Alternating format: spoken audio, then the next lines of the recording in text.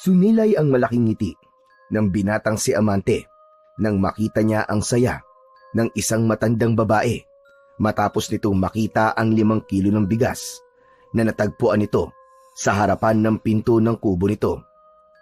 Luminga-linga ang matandang babae na tila hinahanap kung sino ang naglagay ng bigas na yon. Mula sa hindi kalayuan, nakatago sa likod ng isang puno si Amante at sigurado siya na hindi siya makikita roon ng matandang babae sapagkat 4:00 pa lamang ng madaling araw at kalat pa rin ang dilim sa buong paligid. Matapos na ipasok ng matandang babae ang bigas sa loob ng kubo nito, ay umalis na siya sa kanyang pinagtataguan at nagulat siya nang makita ang kaibigan niyang si Onyok sa likuran niya. "Anak ng... Ano ka ba naman, Onyok? Kala ko aswang ka na eh." Wow! Pagkamalan ba naman akong aswang? Nakakahiya naman sa'yo, no? Talagang dapat kang mahiya kasi iniwanan mo ako kanina at hinayaan mo akong buhatin yung isang sako ng bigas. Kasi, akala ko talaga mahuhuli na tayo eh. Natakot lang ako. Sorry na. Hindi ba ang motto natin ay walang iwanan kahit magkahulihan? Oo nga. Hayaan mo. Hindi ko na uulitin, promise. Last na talaga yun. Cross my heart. Kahit mamatay man yung butikin ng kapitbahay namin. Ewan ko sa'yo. Dami mong kalokohan. Tara na. Umuwi na tayo. Sa isang maliit na kubo, sa maliit na barangay ng Kabugaw, nakatira si Amante. Isa siyang binata na 23 taong gulang.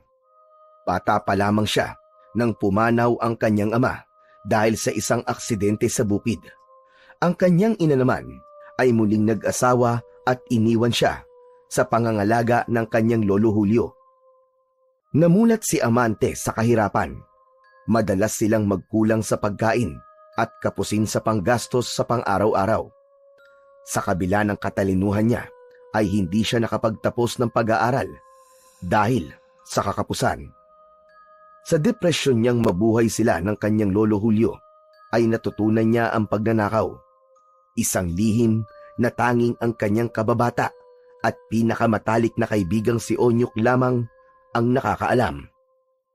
Si Onyok na kasing edad ni Amante ay kasing hirap din ni Amante. Magkasama silang lumaki sa hirap at magkasama rin silang pumasok sa mundo ng pagnanakaw. Hindi nila itinuring na masama ang kanilang pagnanakaw, bagkus ay nakikita nila ito bilang paraan para mabuhay. Pero si Amante, sa kabila ng kanyang ginagawa, ay palagi niyang ibinibigay ang ilang bahagi ng nananakaw nila sa mga nangangailangan o kapuspalad. Oo nga pala. Bakit mo pa binigyan ng bigas si Aling Minda? Ang sungit nun, di ba?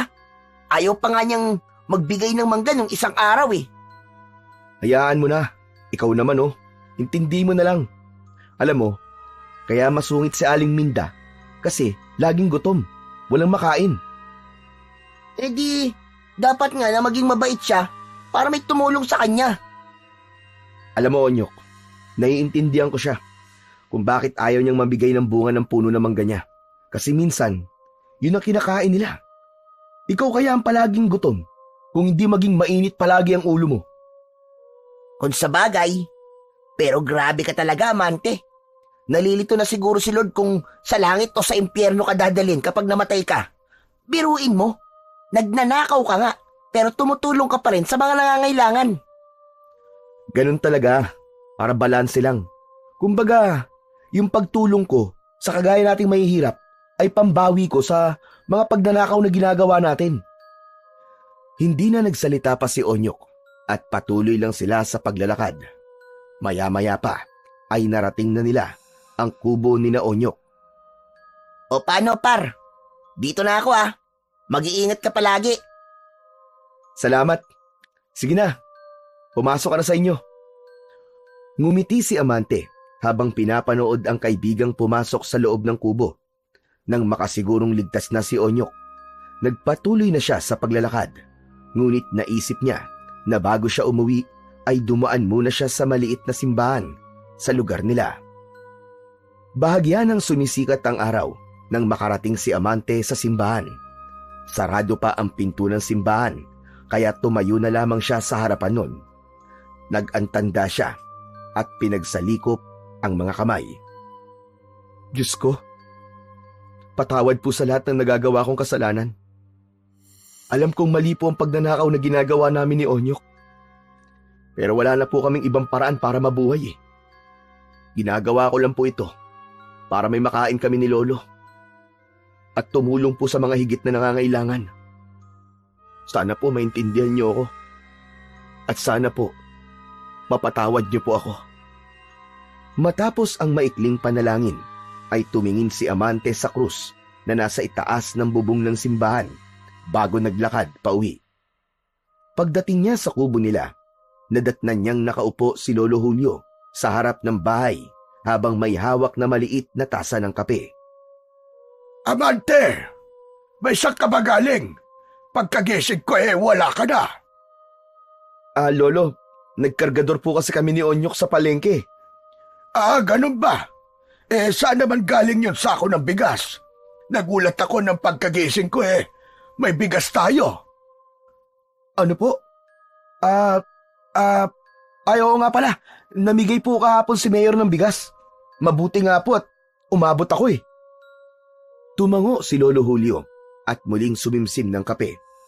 Hindi na ito muling nagtanong pa, ngunit tumingin ito saglit sa malayo na parang may iniisip. Si Amante naman ay mabilis na pumasok sa bahay upang magtimpla ng kape. Pagkatapos magtimpla ng kape, ay lumabas si Amante ng kubo, dala ang sariling tasa. Umupo si Amante sa tabi ng kanyang lolo. Tahimik silang dalawa habang naririnig ang huni ng mga kuliglig sa paligid. Amante, kailan kaya tayo yayaman? Kailan kaya natin mararanasan yung buhay na hindi na tayo nag-aalala kung saan kukuha ng pambili ng pagkain? Lo, wag po kayong mawawalan ng pag-asa. Makakaahon din po tayo. Hindi ko lang alam kung kailan, pero gagawin ko po ang lahat ng paraan, Lo, para mangyari po yun. Aba, bilis-bilisan mo. Baka naman patay na ako hindi pa nangyayari yan. Amante, matanda na ako. At parang hindi ko na yata aabutan ng ginhawang sinasabi mo. Lo, hindi yan mangyayari. Hindi po ako papayag. Pinapangako ko po sa inyo. Makakatikim kayo ng masarap na buhay bago po kayo mawala. Tsaka Lo, matagal pa yun. Huwag niyo pong pinag-iisip yun. Lumingon si Lolo Julio kay Amante. May lungkot sa mga mata nito. Sana nga, Amante. Sana nga. Pero tandaan mo, ang importante ay lumaban ka ng patas sa buhay. Wala sa yaman ang tunay na tagumpay, kundi sa kung paano mo ito nakuha. Basta malinis ang mga kamay mo, sigurado kong maaabot mo rin anuman ang pangarap mo. Opo, Lolo. Tatandaan ko po ang sinabi niyo. At ito pa, wag na wag mong kakalimutan ang palagi kong sinasabi sa iyo. Di bali nang magutom tayo, basta't wag na wag tayong magnanakaw o manlalamang ng kapwa. Ang masamang gawa, kahit na sa tingin mo para sa mabuting dahilan, ay nananatili pa ring masama. Naputol ang usapan nila nang masamid si Amante sa iniinom niyang kape. Halos mabilaukan siya, kaya mabilis siyang yumuko at pinigil ang pag-ubo. O Amante, may ayos ka lang ba? Opo, ayos lang po ako. Napaso po ako sa kape. Ngunit sa loob-loob ni Amante, alam niyang hindi yun ang totoo. Takot kasi siyang malaman ng kanyang lolo ang kanyang lihim.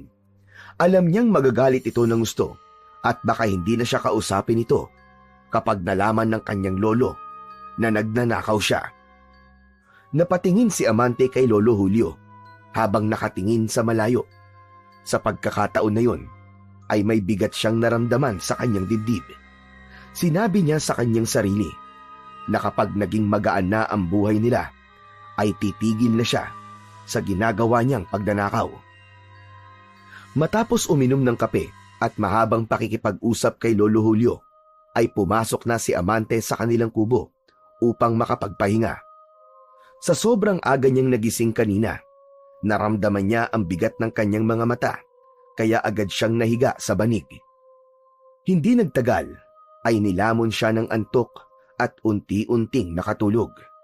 Ngunit ilang sandali pa lang siyang nakapikit nang bigla siyang nagising sa malakas na sigaw mula sa labas. Amante! Amante! Huy! Amante! Agad na nawala ang antok ni Amante. Nakaramdam siya ng inis at napamura siya ng mahina bago bumangon at lumabas ng kubo. Nakita niya ang kanyang kaibigan ni si Onyok na nakatayo sa labas ng kanilang bahay. Pambihira ka, oo. Ang tagal mo naman lumabas. Ano bang ginagawa mo? Anong ginagawa ko? Aba, syempre natutulog, malamang. Umagang-umaga tulog ka? Matutulog din ang grasya niyan sa'yo. Ano bang ginagawa mo rito? Tara, may gagawin tayo. Anong ang gagawin natin? Basta, sumama ka na lang sa akin. Masaya to, par. Napailing si Amante, pero alam na niya kagad ang ibig sabihin ni Onyok. Walang ibang ibig sabihin si Onyok kundi meron silang nanakawin o nanakawan. Napabuntong hininga siya at walang nagawa kundi sumama sa kaibigan. Naglakad sila patungo sa kabilang barangay. Pagdating nila sa kanilang destinasyon, itinuro ni Onyok ang isang jeep na puno ng mga basket ng mangga na nakaparada sa gilid ng kalsada. Nakikita mo ba yon, par? Yun ang nanakawin natin ngayon. Ano? Mga mangga? Anak ng 7 kalabaw, oo. Ginising mo ako ng ganito kaaga para lang sa mga mangga? Kasi, naglili ang nanay ko eh. Kagabi pa siya naghanap ng mangga. Wala naman kaming pambili tapos ayaw pa mamigay ni Aling Minda. Sige na, par. Tulungan mo naman ako. Napabuntong hininga si Amante. Hindi na siya sumagot at tumango na lamang. Wala na siyang magagawa kundi ang pumayag dahil nandun na sila. Nag-abang sila ng tamang pagkakataon habang ang lalaking nagbababa ng mga basket ng mangga mula sa jeep ay abala sa ginagawa nito. Nang tumalikod ang lalaki upang dalhin ang ilang basket na naibaba na sa nakaabang na tricycle, ay mabilis na kinuha ni na Amante at Onyok ang isang basket ng mangga. Mabilis silang tumakbo palayo at hindi na sila lumingon sa jeep at doon sa lalaki. Nang tuluyan na silang nakalayo, ay saka lang sila nagsimulang maglakad habang habol ang kanilang paghinga. Isang matandang lalaki ang nakita nilang nakaupo sa gilid ng kalsada. Nilapitan ito ni Amante at binigyan ng 3 piraso ng mangga. Nagpasalamat naman ang matanda at nagpatuloy na sila sa kanilang paglalakad. Doon na nagsimula si Amante na bigyan ng mangga ang bawat taong nakakasalubong nila. Hanggang sa napansin ni Onyok na kalahati na ng mga mangga ang nabawas, kaya huminto muna ito at ibinaba ang basket sa lupa. Oh, bakit ka huminto, par? Pagod ka na ba? Oo, pagod na ako. Pagod na ako sa pamimigay mo ng mangga. Sa hindi mo naman kilala. Pambira ka naman, paro. Tama na. Baka wala nang matira sa atin yan eh. Onyok, hindi naman natin mauubos lahat yan eh. Ang dami-dami niyan, no? Mas mabuti nang ipamigay mo yung iba kesa mabulok at hindi mapakinabangan. Sa ginagawa mo, parang balak mong ipamigay lahat eh. Kapag walang natira para sa nanay ko, ikaw ang bahala magpaliwanag sa kanya. Par, okay lang yan. Mas mahalaga na nakakatulong tayo. Saka, hindi ko naman uubusin yan eh. Magtitira pa rin ako ng sapat para sa nanay mo. Napailing na lang si Onyok, ngunit wala na itong nagawa. Muli nilang binuhat ang basket at nagpatuloy sa paglalakad. Sa kanilang paglalakad ay napadaan sila sa malaking bakal na gate ng asyenda ni Don Severino. Ang gate na yon ay mistulang simbolo ng kapangyarihan at kayamanan ng taong nakatira doon.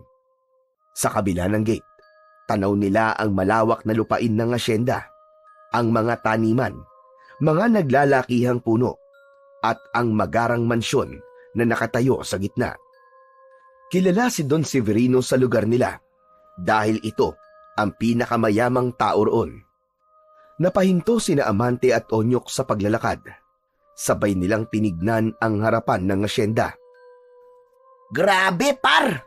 Ang yaman naman talaga ni Don Severino, no? Kahit sa panaginip, di ko maaabot ang level niya sa pagiging mayaman eh. Wala, dumi lang ako ng kuko.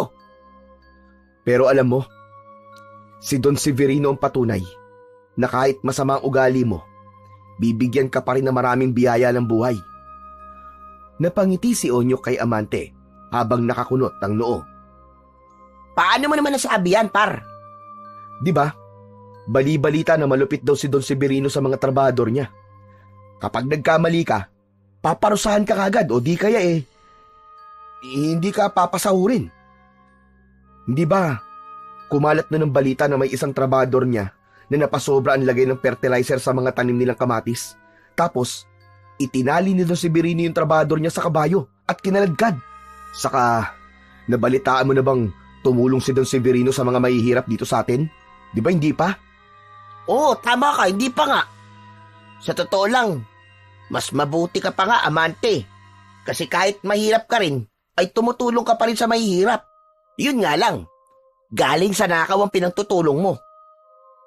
Mabuti na ang ganun, par, kesa hindi tumutulong. Kaya nga nasabi ko na hindi porket masama ang ugali mo, hindi ka nabibiyayaan. Kaya nga, pinigilan ko nun si Lolo Julio nang gusto niya magtrabaho sa asyenda ni Don Severino. Baka kung ano pang gawin sa kanya. Saglit na natahimik ang dalawa habang tinitignan ni Amante ang gate. Inisip niya ang lahat ng mamahaling bagay sa loob ng mansyon ng mayamang lalaki. O par, bakit bigla ka yatang natahimik? Nako, parang iba yung nasa isip mo ah. Parang nakikinita-kinita ko na. Wala, sira ulo. Tara na, umuwi na tayo para mapakain mo na tong mangga sa nanay mo naglilihi. Bago sila magpatuloy sa paglalakad, ay sinulyapan muna ni Amante ang mansyon ni Don Severino. Isang ideya ang biglang nabuo sa kanyang isipan, ngunit hindi muna niya yon ipinaalam kay Onyok. Ang gusto niya, kapag sigurado na siya, ay sa kanya yun sasabihin sa kanyang kaibigan.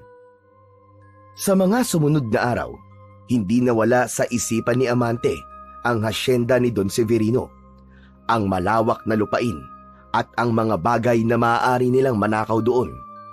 Sa bawat oras na may pagkakataon, pasimple siyang nagpupunta sa paligid ng hasyenda upang pag-aralan at alamin ang mga posibleng daan na pwede niyang pasukan sa bawat pagpunta niya ron. Unti-unting nabuo ang plano sa kanyang isipan. Isang araw, natuklasan ni Amante ang isang makipot na daan sa loob ng gubat na patungo sa likurang bahagi ng hasyenda. Sa kanyang pagsusuri, naisip niyang yun ang pinakamadaling daan papasok sa loob na malayo sa mga mata ng mga bantay at trabahador. Isang umaga, nagtungo si Amante sa bahay ni Onyok at nagtungo sila sa dulong bahagi ng kanilang barangay kung saan walang kabahayan at maraming puno. Ang lugar na yon ang naging tambayan nila tuwing kailangan nilang mag-usap sa mga susunod nilang plano. Ano palang gagawin natin dito, par? Ikaw naman, para kang bago ng bago eh. Bago pa ba sa'yo kapag nandito tayo? Onyok, may naisip ako magandang plano. Anong plano? Makinig ka mabuti.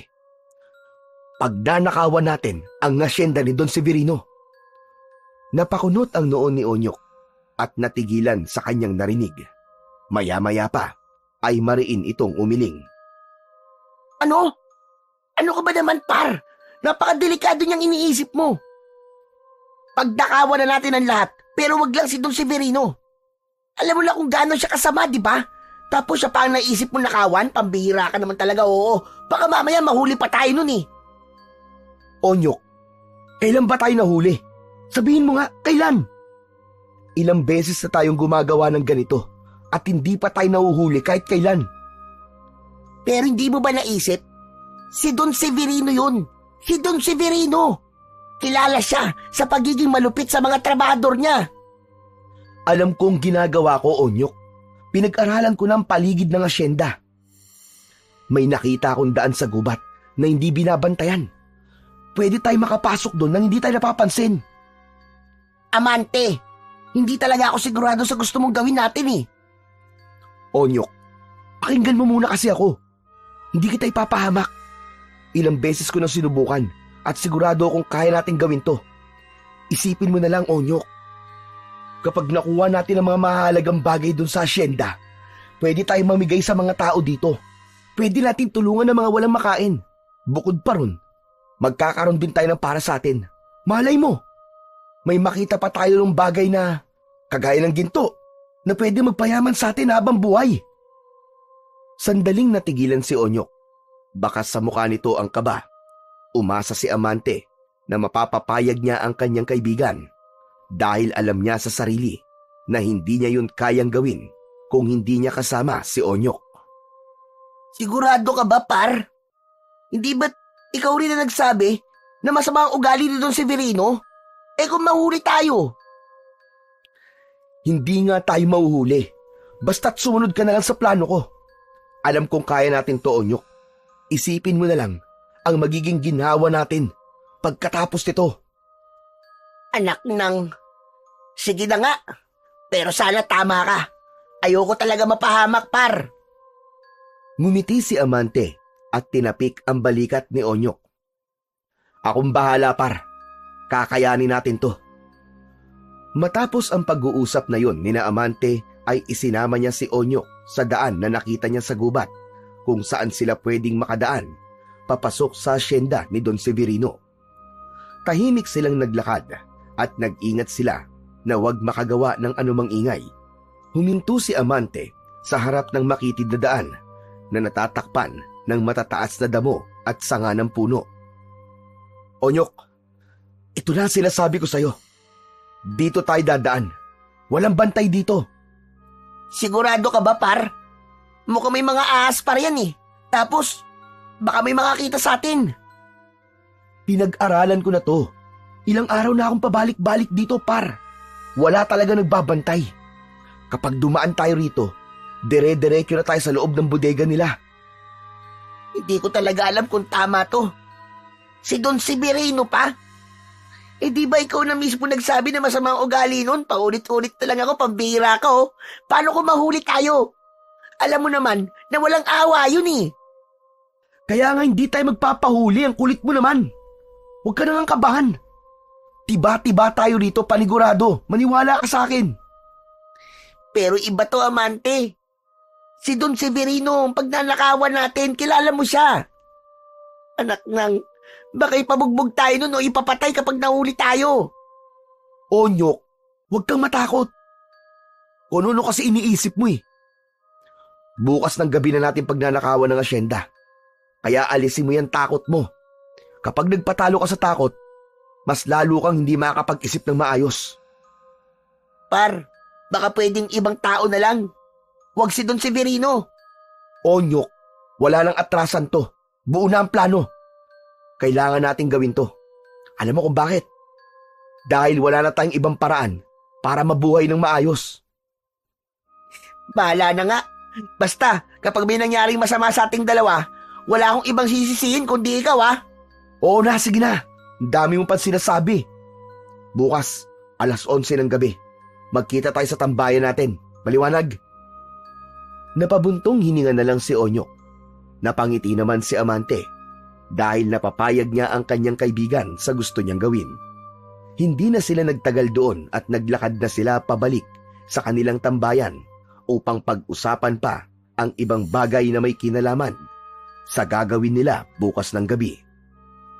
Kinabukasan ng gabi, pagsapit ng 11:00 ng gabi, ay naunang dumating si Amante sa tambayan nila ni Onyok.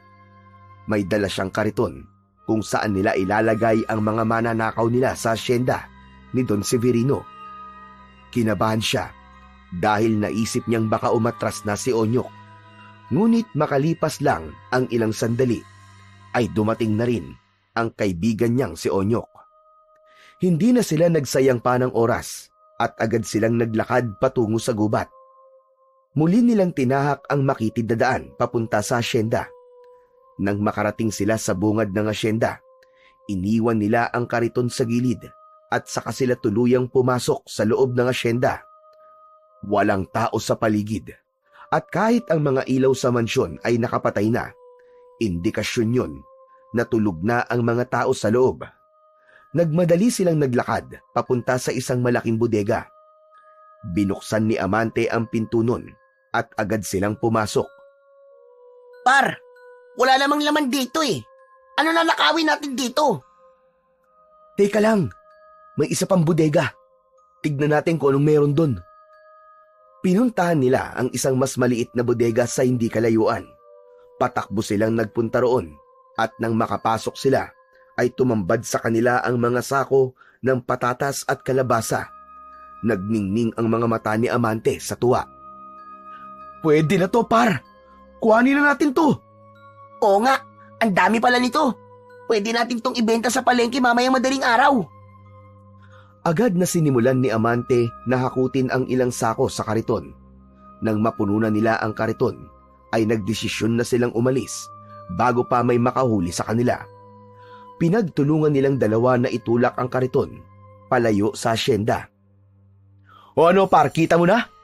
Sabi ko sa iyo hindi tayo mahuhuli. Paayaw-ayaw ka pa. Oo nga, par. Mukhang hindi maganda ang seguridad sa asyenda, no? Ang dali-daling pasukin at pagnakawan. Natawa si Amante, pero sa kabila ng kanyang tawa ay may bahagyang kaba siyang naramdaman. Ang totoo, natatakot din siyang pagnakawan si Don Severino, pero nais niyang bumawi sa mga taong pinagmalupitan nito sa pamamagitan ng pagnanakaw sa asyenda nito. Simula ng gabing yon, naging bahagi na ng mga gabi nila Amante at Onyok ang pagpunta sa asyenda ni Don Severino. Bukod sa mga gulay, nagawa rin nilang magnakaw ng mga prutas at maging mga manok at itlog. Ibinibenta nila yon sa palengke ng bagsakan upang madaling maubos. Naglalagay na lang silang dalawa ng takip na damit sa ilong at bibig upang walang makakilala sa kanila sa tuwing nagbebenta sila. Hindi pa rin nakalimutan ni Amante na magbahagi ng ilang parte ng mga nananakaw nila sa mga mahihirap na pamilya sa kanilang lugar. Palagi siyang nag-iiwan ng kung ano-anong ninanakaw nila sa labas ng kubo ng mga taong alam ni Amante na kapos sa buhay. Naging kampante sina Amante at Onyok sa kanilang ginagawang pagnanakaw. Hindi sila nahuhuli at tila walang nakakapansin sa pagkawala ng mga ninanakaw nila sa loob ng asyenda. Para sa kanila, naging madali at natural na lang ang pagnanakaw kay Don Severino. Sa isip ni Amante, kinukumbinsi na lang niya ang sarili na wala namang masama sa kanilang ginagawa, lalo pat nakakatulong naman siya sa iba.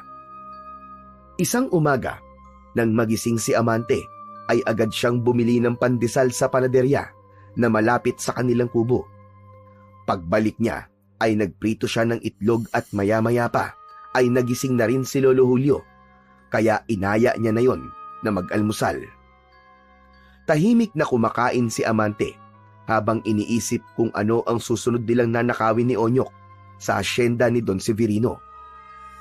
Amante, narinig mo na ba ang balita na kumakalat dito sa lugar natin?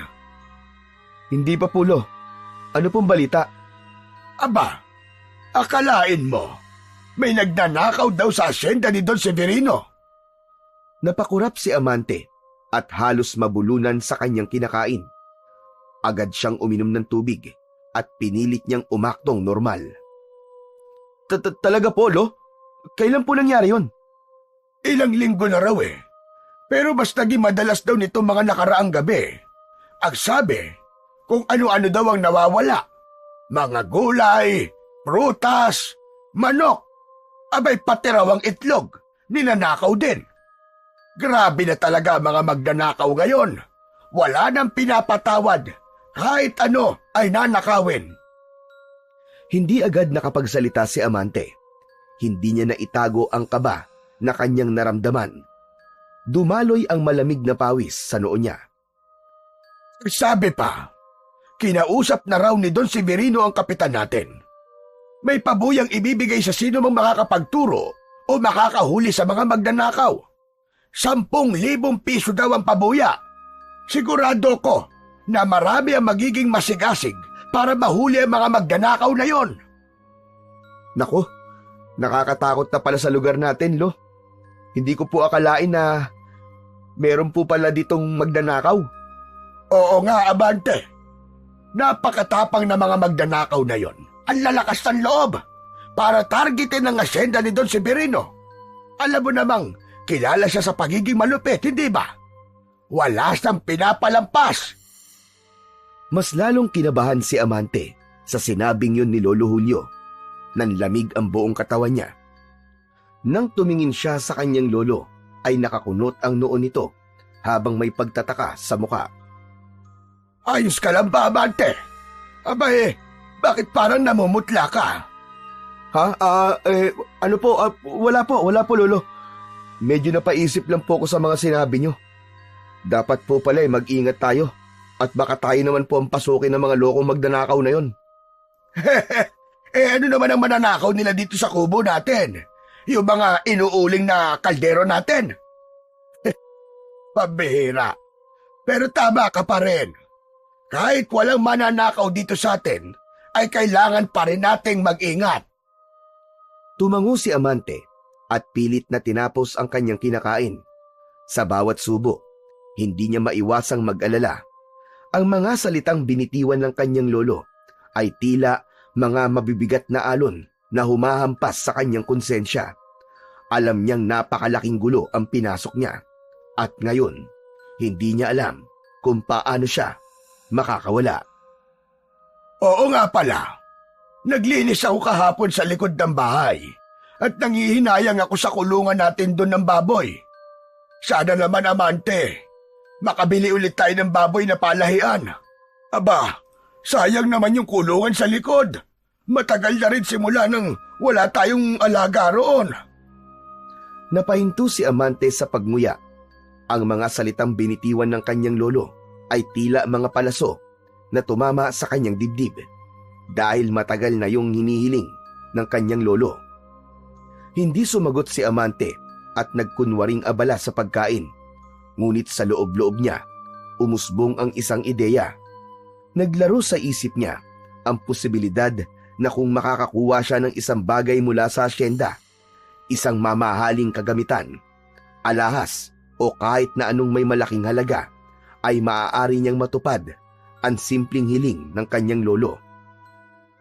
Pagsapit ng tanghali, ay nagkita sina Amante at Onyok sa kanilang tambayan. Nang makita ni Amante ang kaibigan, ay agad niyang napansin ang pagkabahala sa mukha nito.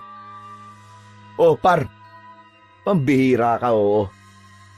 Bakit parang pasad mo lahat ng problema ng mundo? May nangyari ba? Tahimik na umupo si Onyok sa nakausling ugat ng isang puno. Tinabihan ito ni Amante roon. Oo nga pala, Onyok. Mamayang gabi, babalik tayo sa loob ng asyenda. Maghahanap tayo ng mas magandang bagay doon na mananakaw natin. Yung maibibenta natin sa malaking halaga. Ayoko na, par.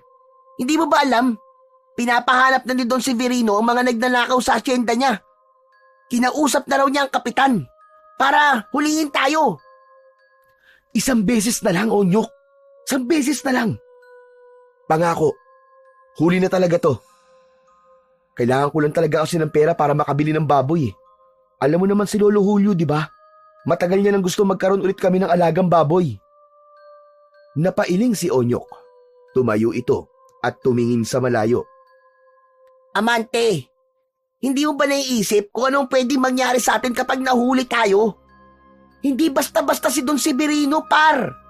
Masama ang ugali ng taong yun. Isa pa, malalaman na ng lahat kung anong ginagawa natin. Last na lang naman, Onyok, eh. Sige na. Pumayag ka na, par. Pasensya na, par, pero hindi na talaga ako sasama. Natatakot na talaga ako. Pwede naman tayo magnakaw sa iba, pero wag na sa asyenda ni Don Severino. Hindi kagad sumagot si Amante. Alam niya na sa pagkakataon na yun ay hindi niya na mapipilit pa si Onyok na sumama sa kanya. O sige, kung yan ang gusto mo, di na kita pipilitin, par. Tumingin si Onyok pabalik kay Amante. Nag-aalala ang muka. Par, mangako ka.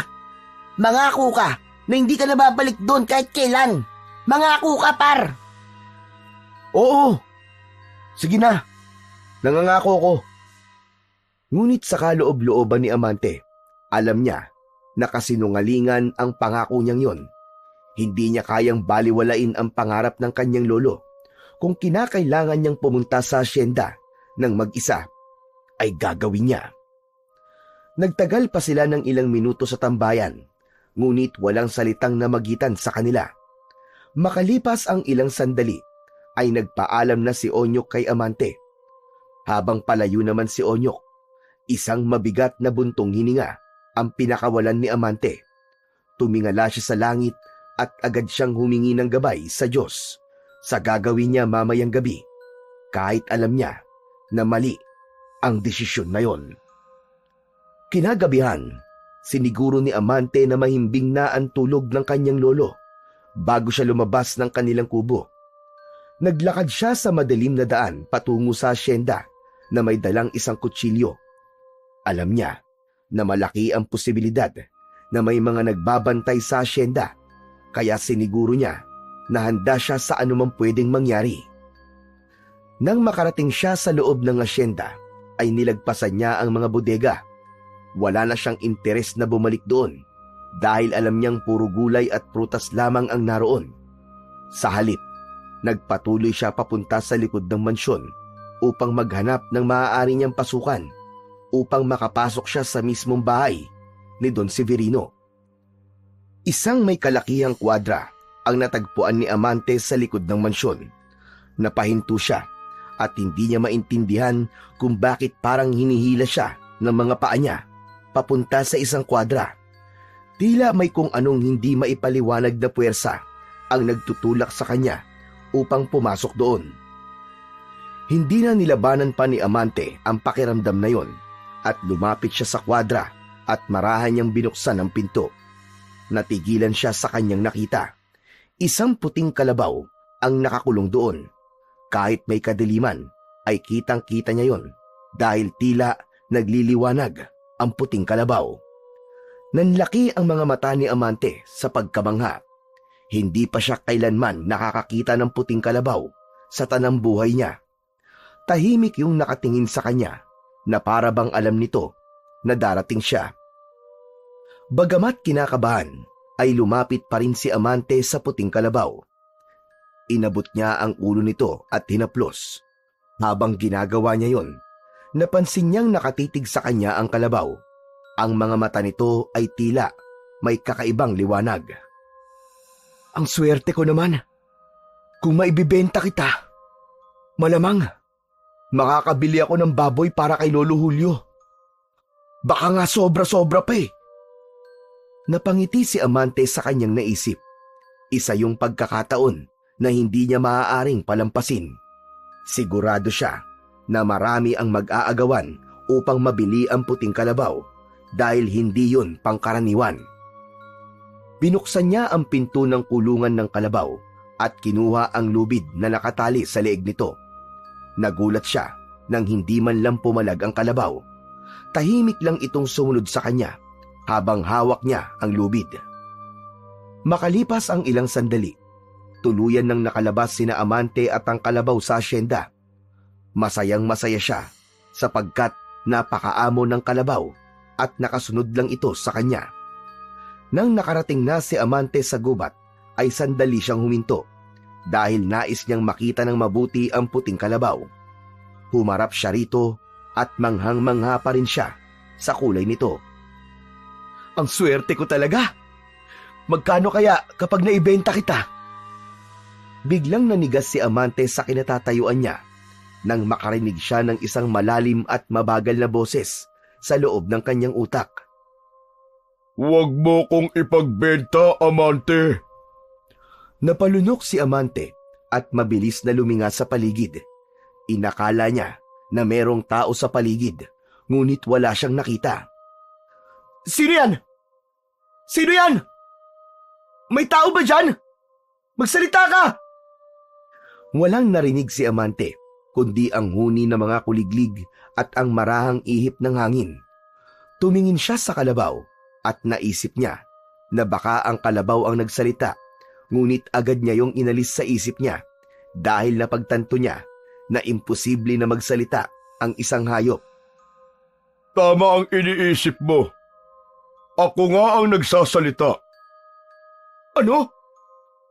Ikaw? Ikaw ba talaga nagsasalita? Oo, Amante. Ako nga. Ako si Puti. Parang nabingi si Amante sa kanyang narinig. Pinagpawisan siya ng malamig at hinawakan niya ang kanyang ulo.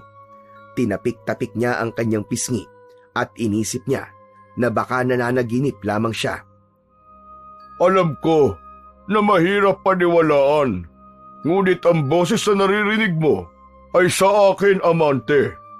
Dahil ikaw na ngayon ang nagmamay-ari sa akin. Hindi. Imposible to.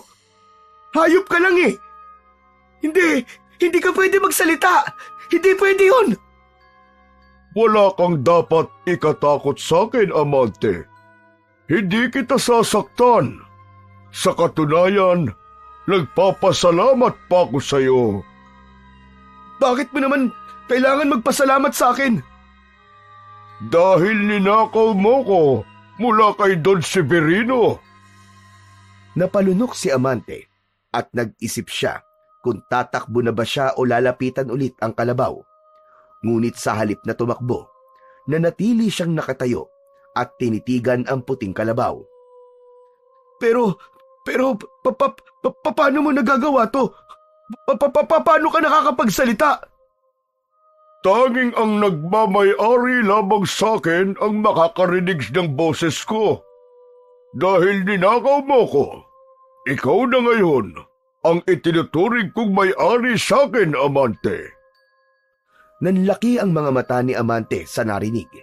Hindi niya alam kung matatakot ba siya o matutuwa. Kanina, sabi mo na nagpapasalamat ka kasi ninakaw kita kay Don Severino. Bakit? Dahil ginamit lang ni Don Severino ang aking kapangyarihan para sa kasamaan at kasakiman. Anong ibig mo sabihin?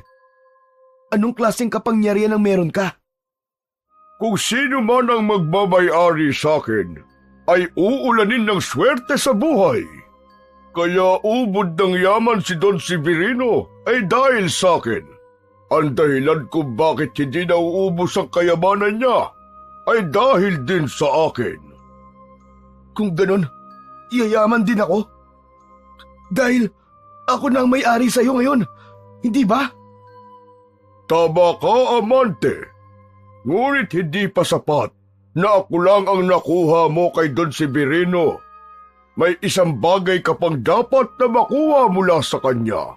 At yun ay ang mutya ng sungay ng kalabaw na nagmula mismo sa akin sungay. Bahagyang nanlaki ang mga mata ni Amante sa kanyang narinig. Tumingin siya sa kaliwang sungay ni Puti at dun niya napansin ang putol na dulo nito. Hindi niya napansin yun kanina dahil abala siya sa pag-iisip kung paano niya maibibenta ang puting kalabaw. Hindi ko alam kung ano ang mutya ng sungay ng kalabaw na sinasabi mo. Isa yung maliit na piraso mula sa aking sungay.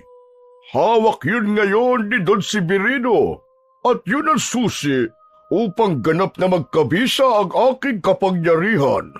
Kung sino man ang magmamay-ari sa akin, dapat siya rin ang may hawak ng mutya upang umulan ng swerte sa kanyang buhay. Napansin ni Amante na biglang bumilis ang tibok ng kanyang puso. Parang may nabubuong ideya sa kanyang isipan.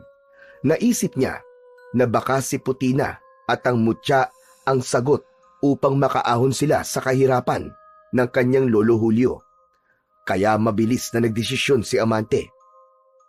Alam mo ba kung nasaan ang mutya, Puti? Sigurado ako na nasa kwarto yun ni Don Severino sa loob ng mansyon. Napakagatlabi si Amante.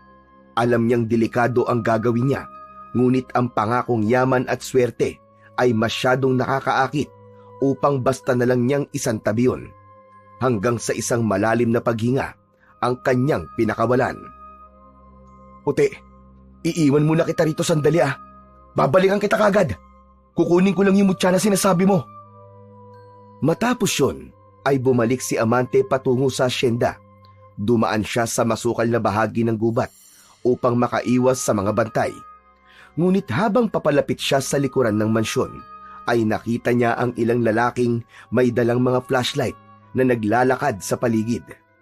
Agad siyang nagkubli sa tambak ng dayami malapit sa bodega.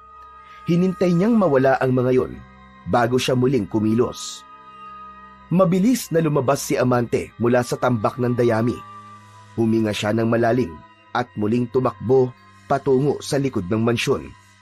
Sa dilim, napansin niya ang isang lumang hagdan na nakasandal sa pader. Agad niya yung binuhat at itinapat sa isang bintana sa ikalawang palapag ng mansyon. Habang inaakyat ang hagdan, ay patuloy na nakikiramdam sa paligid si Amante. Pagdating niya sa tapat ng bintana, sinubukan niya yung buksan. Laking gulat niya nang malamang hindi yun nakalak. Marahan niyang binuksan ang bintana at pumasok sa loob. Pagpasok, agad siyang kinabahan nang makita ang isang malaking kama sa gitna ng kwarto kung saan naroon si Don Severino. Nakabalot ito sa mamahaling kumot at mahimbing na natutulog. Tahimik at dahan-dahang gumalaw si Amante. Napansin niya ang isang maliit na lamesa sa tabi ng kama. Sa ibabaw nun ay nakita niya ang isang bagay na kahugis ng dulo ng sungay ng kalabaw. May kulay itim na tali na nakakabit doon upang magsilbi yung kwintas. Sigurado si Amante na yun na ang mutya ng sungay ng kalabaw. Maingat niyang kinuha ang mutya habang hindi niya inaalis ang tingin kay Don Severino. Napangiti siya ng bahagya nang sa wakas ay nahawakan na niya ang mutya. Marahan siyang naglakad palabas ng bintana at bumaba sa hagdan. Malalaki ang mga hakbang na nilisan ni Amante ang asyenda at agad niyang binalikan si Puti kung saan niya ito iniwanan. Puti! Puti! Nakuha ko na ang mutya mo! Ngunit sa halip na marinig muli ang tinig ng kalabaw sa kanyang isipan, tahimik lamang si Puti at nakatitig sa kanya. Bahagyang naguluhan si Amante, ngunit napailing na lang siya at inisip na baka napagod na si Puti. Ibinulsa na lamang ni Amante ang mutya at kinuha ang dulo ng lubid na nakatali sa leeg ni Puti. Naglakad na siya pabalik sa kanilang bahay habang puno ng pag-asa at pananabik sa bagong buhay na naghihintay sa kanila ng kanyang lolo Julio. Pagkarating ni Amante sa harap ng kubo nila, ay huminto siya at tumingin kay Puti na nakatayo sa tabi niya. Luminga siya upang maghanap ng lugar na pwede niyang pagtaguan kay Puti, ngunit wala siyang nakita. Hanggang sa naalala niya ang kulungan ng baboy na nasa likod ng kanilang kubo. Hinila niya si Puti papunta sa likuran ng kubo at dinala niya si Puti sa loob ng kulungan ng baboy. Pasensya ka na, Puti ah. Medyo masikip dito. Pero pansamantala lang naman to hanggang sa makakita ko na mas malawak na lugar kung saan kita pwedeng itago. Tahimik lamang si Puti habang nakatingin kay Amante na tila nauunawaan nito ang kanyang sinabi. Kumuha si Amante ng mga nakatambak na lumang plywood at sako sa likod ng kanilang bahay. Inayos niya ang mga yon upang gawing harang sa kulungan at maikubli ng mabuti si Puti. Nang matapos na siya, napansin niyang tila komportable naman ang kalabaw sa loob. Lumapit si Amante kay Puti. Hinaplos ang ibabaw ng ulo nito at tumingin ng diretso sa mga mata nito. Puti, gusto kong malaman mo na hindi ko gagayain si Don Severino. Pagkat lahat ng swerte na ibibigay mo at ng mutya ay gagamitin ko ng tama at tutulong ako sa mga nangangailangan. gaya ng dati ko pang ginagawa. Matipid na ngumiti si Amante bago niya iniwan si Puti sa kulungan ng baboy. Sa tanambuhay niya, noon lang siya nagkaroon ng malaking pag-asa na sa wakas ay malapit nang matapos ang kanilang paghihirap dahil sa isang kakaibang kalabaw. Kinaumagahan, habang nag-aalmusal sina Amante at Julio, ay hindi maiwasang kabahan ni Amante dahil sa ginawa niyang pagnanakaw kay Puti kay Don Severino. Alam niya na anumang sandali ay matutuklasan na ni Don Severino na nawawala ang kalabaw nitong Puti at ang mutya. Ante, ayos ka lang ba? Kanina ka pa nakatulala dyan May problema ka ba, iho? Wala po. Medyo kulang lang po siguro ako sa tulog, Lolo. Napapitlag si Amante nang makarinig sila ng malakas na katok sa pinto ng kanilang kubo. Napahinto si Amante at halos mabulunan sa kinakain nang maisip niya na baka si Don Severino ang nasa labas. Tumayo si Lolo Julio at binuksan ang pinto. Agad namang sumunod si Amante sa lolo niya at bumungad sa kanila si Don Severino na may kasamang 3 lalaki na mukhang tauhan ito. Mas lalong kinabahan si Amante nang mapagtanto niyang tama ang kanyang kutob na si Don Severino nga ang nasa labas ng kanilang kubo. Don Severino! Abay, kayo ho pala. Nakakagulat naman at nagawi kayo rito sa aming bahay. Hindi na ako magpapaligoy-ligoy pa. Napasok ng magnanakaw ang asyenda ko kagabi. Isang mahalagang bagay ang ninakaw mula sa mansyon ko. Pati na rin ang isa kong alagang hayop na isang puting kalabaw. Biglang nanlamig ang pakiramdam ni Amante habang naririnig ang sinasabi ni Don Severino. Hindi niya magawang tumingin ng diretso sa mayamang lalaki. Puting kalabaw baka mo? Abay, wala akong nakikitang puting kalabaw dito sa lugar natin, Don Severino. At sa tagal ko nang nabubuhay, ay wala pa akong nakitang ganung uri ng kalabaw. Biglang lumipat ng tingin si Don Severino kay Amante. Pakiramdam niya ay nanigas ang buong katawan niya dahil sa natural na matalim nitong tingin. Ikaw, may nakita ka bang puting kalabaw? Nagpigil ng hininga si Amante at pilit pinakalma ang sarili. Wala po, Don Severino. Wala po ako nakita. Sandaling nanatiling nakatitig si Don Severino kay Amante na para bang sinusubukan itong basahin ang kanyang isipan. Pag may nakita kayong puting kalabaw, ipagbigay alam nyo agad sa akin. Malaking gantimpala ang naghihintay sa makapagbibigay ng impormasyon sa kinaroroonan ng aking alagang hayop na nawawala. Tumalikod na si Don Severino at naglakad palayo kasama ang mga tauhan nito. Nang makalayo na ang mga ito, ay bumalik na sa pagkainan ang maglolo. Parang nawawala na yata sa sarili si Don Severino Puting kalabaw daw. Wala namang kalabaw na ganun ang kulay. Hindi kumibo si Amante. Nakayuko lang siya habang pilit na itinatago ang kaba sa kanyang dibdib. Tiyak niyang magkakagulo kapag nalaman ni Don Severino na ang hinahanap nitong kalabaw ay nasa kanya. Matapos nitong mag-almusal, ay nagpaalam si Lolo Julio na magtutungo ito sa palengke para bumili ng pang-ulam nila mamayang tanghalian. Inihatid ni Amante ng tanaw ang kanyang lolo at nang mawala na yon sa kanyang paningin, ay agad siyang nagtungo sa likod ng kubo upang pakainin si Puti. May makakapal na damo malapit sa kulungan ng baboy at kumuha siya sa mga yon.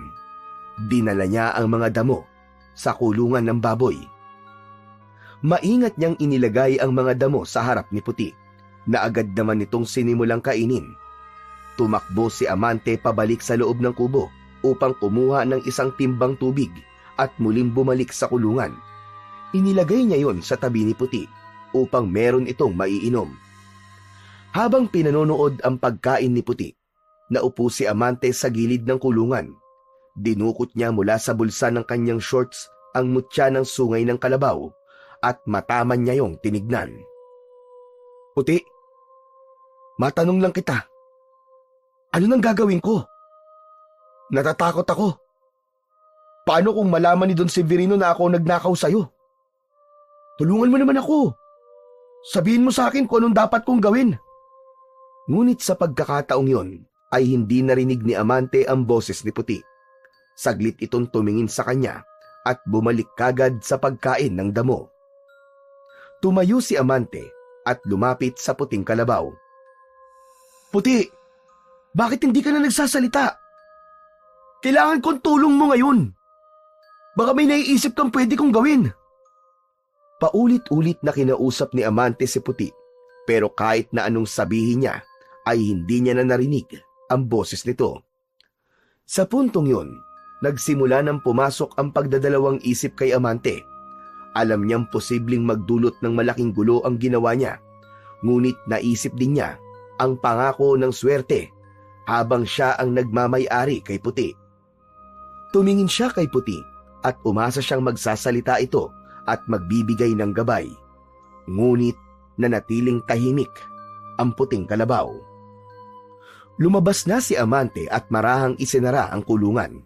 Napagtanto niya ng sandaling yon na kung anuman ang susunod niyang hakbang ay wala na siyang ibang maaasahan kundi ang kanyang sarili lamang. Makalipas ang halos 1 oras, ay bumalik na si Lolo Julio sa bahay, bitbit ang isang plastic bag na may lamang sariwang pechay at isang lata ng sardinas. Ipinatong nito yon sa lamesa at lumapit kay Amante na nasa harapan ng batalan at naguhugas ng kanilang pinagkainan. Amante, ikaw na lamang ang bahalang magluto ng pechay at sardinas mamaya ha. Igisa mo lang. May bigas naman tayo dyan eh. Sige po, Lo. Ako na pong bahalang magluto mamaya. Matapos yon, ay umupo na si Lolo Julio sa upuang yari sa kawayan na nasa tabi ng pinto. Habang si Amante naman ay tinapos na ang kanyang ginagawa. Pagtalikod niya sa batalan ay napakunot ang noo niya nang may makita siyang isang tiket ng loto na nakapatong sa lamesa. Kinuha niya yon at tinignan. Lo, sa inyo po ba tong tiket ng loto? Ah, oo. Tumayaw kanina sa may palengke. Baka swertehin. Lo, kailan pa po kayo nagsimulang tumaya sa loto? Abay di kanina lang. Ewan ko ba? Habang bumibili ako ng gulay, parang may nagtulak sa akin na subukan tumaya. Pakiramdam ko kasi parang swerte ako ngayon. Kaya ayan, tumaya ako.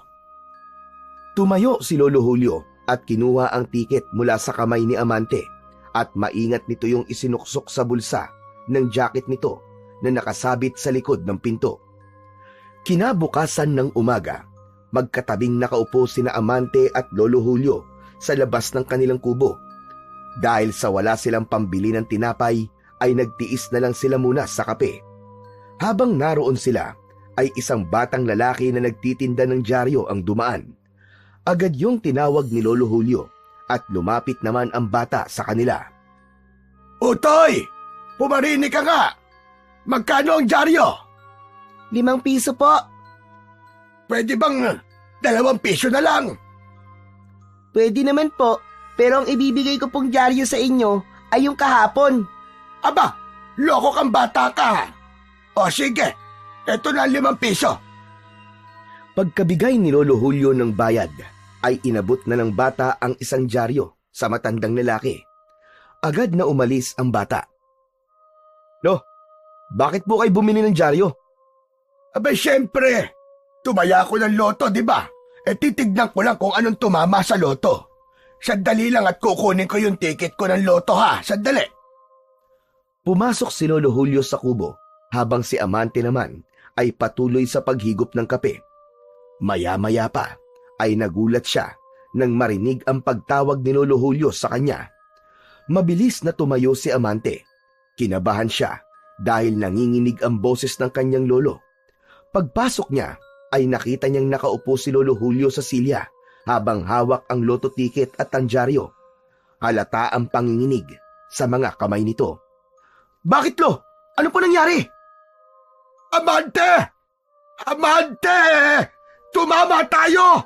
Tumama tayo sa loto! Mayaman na tayo, Amante! Napalunok si Amante at kinuha ang loto ticket mula sa kamay ni Lolo Julio. Mabilis niyang sinuri ang mga numero at ikinumpara sa numerong nasa dyaryo. Nanlamig siya ng husto nang mapagtanto na 6 na numero ang nakuha ng kanyang lolo. Jackpot! Lolo! Lolo, oo nga! Jackpot po ang tinamaan niyo, Lo!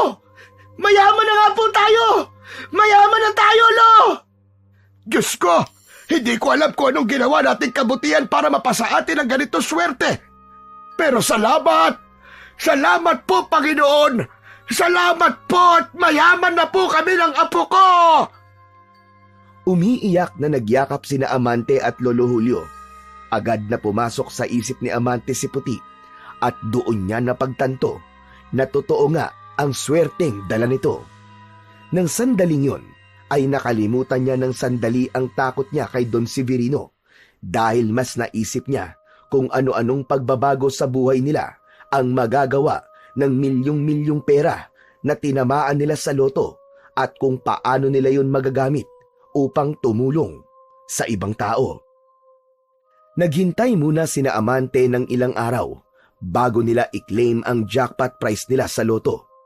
Nagbukas ng bank account si Lolo Julio upang doon muna ilagay ang napakalaking halaga ng pera na meron sila. Habang naglalakad sila pauwi sa kanilang kubo, ay panay ang pasasalamat ni Amante kay Puti at sa mutya dahil alam niya na ang swerteng yon ay bigay ng mga ito.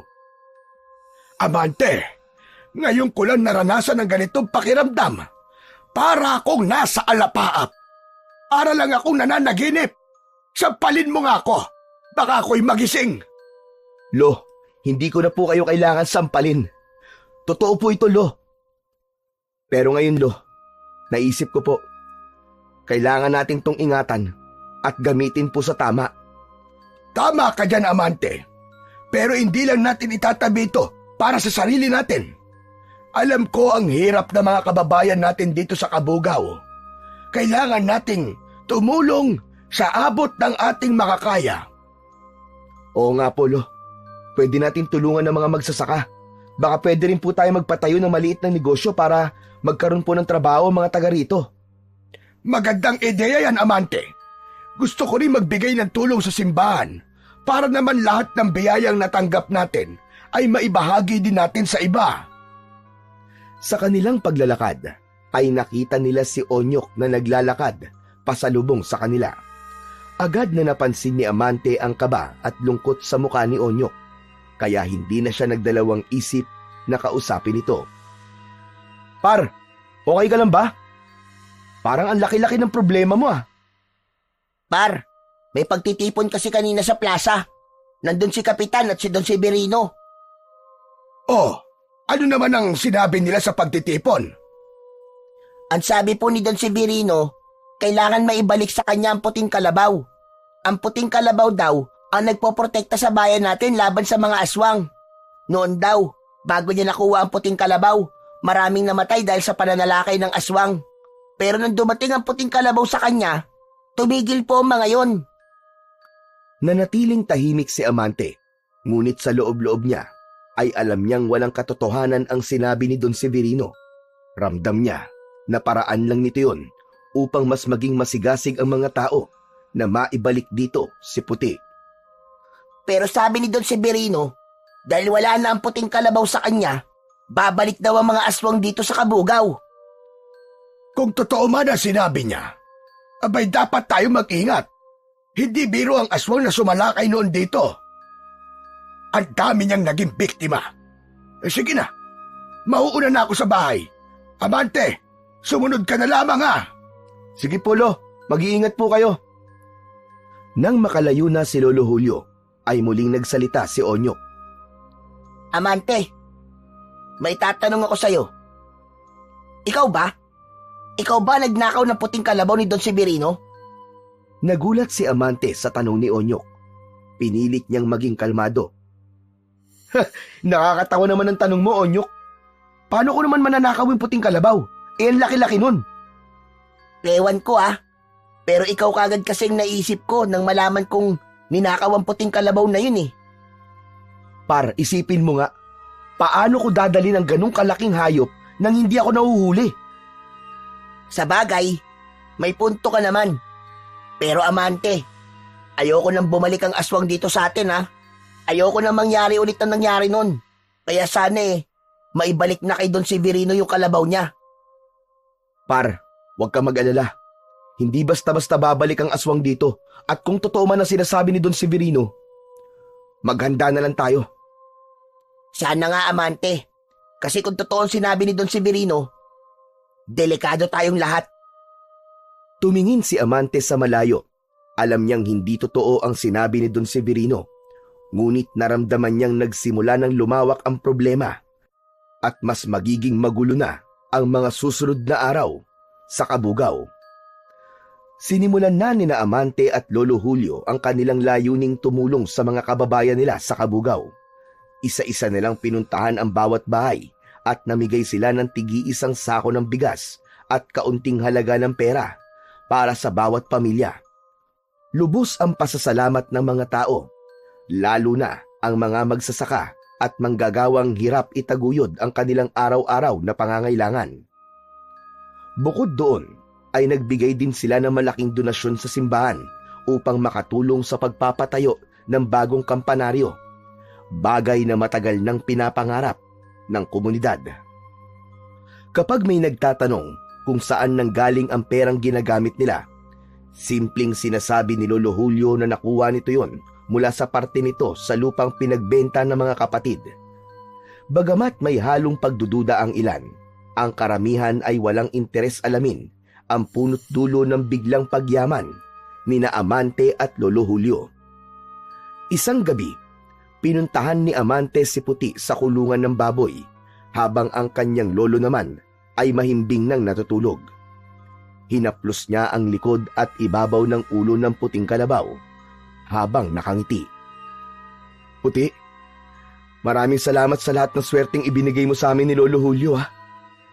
Sa wakas, hindi na kami magugutom at nakakatulong na kami palagi sa mga kababayan namin. Wala kang dapat ipag-alala, Puti. Ginagamit namin ang pera sa tama. Kaya lang, natatakot ako na baka malaman na ni Don Severino na ako ang kumuha sa iyo at sa mutya. Tahimik lamang si Puti na nakatingin sa kanya pero alam niyang naiintindihan siya nito. Itatanong ko na rin pala kung totoo ba ang sinabi ni Don Severino na ikaw daw ang pumipigil sa pagbabalik ng aswang dito sa Kabugao at kailangan daw na nasa kanya ka para hindi na muling sumalakay ang mga aswang dito. Walang nakuwang tugon si Amante mula kay Puti. Nakatitig lamang ito sa kanya. Bahagyang natawa si Amante nang naalala na hindi na nga pala ito nagsasalita. Kinabukasan, sa almusal ay isang masamang balita ang narinig ni Amante mula kay Lolo Julio. Amante, may masamang nangyari. May natagpuan ng mga tao kanina na 2 bangkay ng lalaki sa Talayban. Wakwak daw ang tiyan ng mga ito at wala nang lamang loob. Ayon sa mga tao, aswang daw ang gumawa nun. Baka totoo sinabi ni Don Severino na babalik na mga aswang dahil wala na sa kanya ang puting kalabaw. Napalunok si Amante at hindi nakapagsalita. Biglang bumigat ang kaba sa kanyang dibdib. Sa pagkakataon na yon, ay naisip niyang baka meron talagang katotohanan ang sinabi ni Don Severino.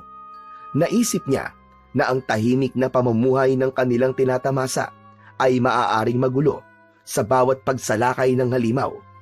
Alam niyang kailangan maghanda sila sa anumang maaaring mangyari.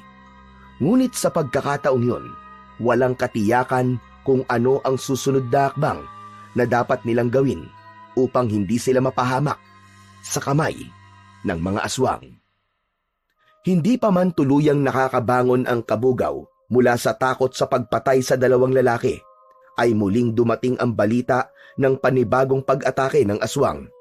Sa pagkakataong yon, isang buong pamilya na ang natagpuan sa bahay ng mga ito na wala ng buhay. Sa itsura ng mga bangkay, nasabi kagad ng lahat na aswang ang pumatay sa mga yon. Dahil doon ay mas lalong tumindi ang takot ng mga tao sa Kabugao.